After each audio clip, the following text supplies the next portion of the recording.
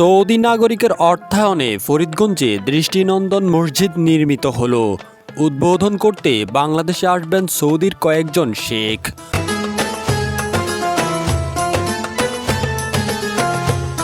রুহুল আমিন খান স্বপনের তথ্য ভিডিও চিত্রে বিস্তারিত জানাচ্ছি আমি তারেক রহমান তারু।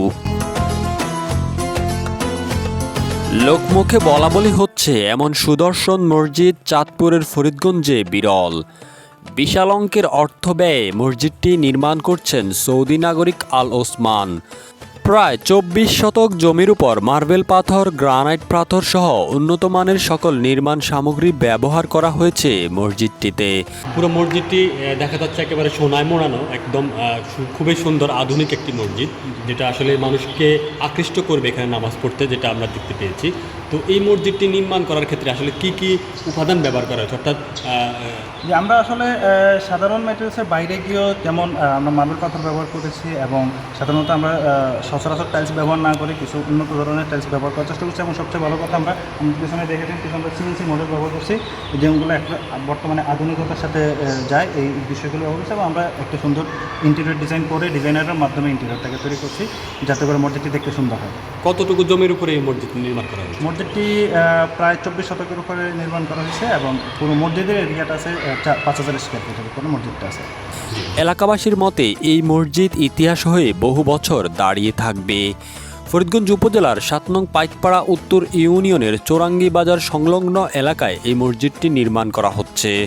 আমাদের এই ফরিদগঞ্জ উপজেলার মধ্যে অনেক সুন্দর একটা মসজিদ আল্লাহ তাআলার পক্ষ থেকে ফয়সালা হয়েছে। একটা মসজিদ আমাদের সৌদির এক শেখ মসজিদটা নির্মাণ করে দিয়েছেন। ওনার জন্য আমরা আল্লাহর কাছে দোয়া করি, আল্লাহ তাআলা ওনাকে উত্তম বদলা দান করুক।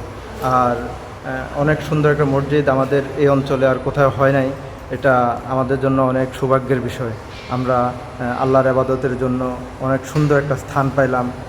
এই মানের মসজিদ উনি করে দিয়েছে, আমরা ওনার জন্য দোয়া করি। আর আগামী শুক্রবার আল্লাহ যদি বাঁচায় ৩০ তারিখ, মে মাসের ৩০ তারিখ শুক্রবার আমাদের এই মসজিদ ইনশাআল্লাহ উদ্বোধন হবে। এবং আপনাদের মাধ্যমে আমরা এই অত্র অঞ্চলের মুসল্লিদেরকে আহ্বান করতেছি যেন এই মসজিদে এসে জুমার নামাজ আদায় করে। সৌভাগ্য হলো আমাদের মোহাম্মদ আবুল কালাম ভূঁইয়া সার্বিক সহযোগিতা করেছেন আমাদেরকে এই মসজিদটা এখানে নির্মাণ করার জন্য। সৌদির শেখকে একবার এখানে নিয়েও আসছেন। ওনার কৃতজ্ঞতা আমরা স্বীকার করি যে ওনার কারণেই এখানে সৌদির শেখ মসজিদটা করার জন্য উদ্বুদ্ধ হয়েছে। আর ওই আবুল কালাম ভূঁইয়া মূলত এখানে জায়গাটা সিলেক্ট করছেন এবং ওনাকে ইয়ে করছেন যে মসজিদটা এখানে নির্মাণ করার জন্য। ওনার মাধ্যমেই এই মসজিদ এখানে নির্মিত হয়েছে। সৌদি নাগরিকের নাম অনুসারেই মসজিদটির নাম করা হয়েছে মসজিদ আল ওসমান। বাংলাদেশের নাগরিক সৌদি প্রবাসী আবুল কালাম ভূঁইয়ার সাথে ব্যবসায়িক সুসম্পর্কের খাতিরেই এমন দৃষ্টিনন্দন মসজিদ নির্মাণ করেছেন বলে জানা গেছে। আগামী শুক্রবার অর্থাৎ ৩০শে মে জুমার নামাজ দিয়ে মসজিদটিতে মুসল্লিদের জন্য উন্মুক্ত করে দেওয়া হবে। মসজিদটি উদ্বোধন করতে সরাসরি উপস্থিত থাকবেন সৌদি আরবের সেই নাগরিকের পরিবার। আরবের শেখেরা উপস্থিত থাকবেন উদ্বোধনী দিনে। এ নিয়ে এলাকায় আনন্দ বিরাজ করছে। সৌদি আরবের লোকদের দেখার আগ্রহ নিয়ে অপেক্ষা করছেন এলাকাবাসী। এমন দিনটিকে এলাকার জন্য স্মরণীয় করে রাখতে দেশবরেণ্য ওলামায়ে কেরামদের উপস্থিতি নিশ্চিত করা হয়েছে। প্রধান অতিথি হিসেবে উপস্থিত থাকবেন হজরত মাওলানা আব্দুর রহিম আল মাদানী।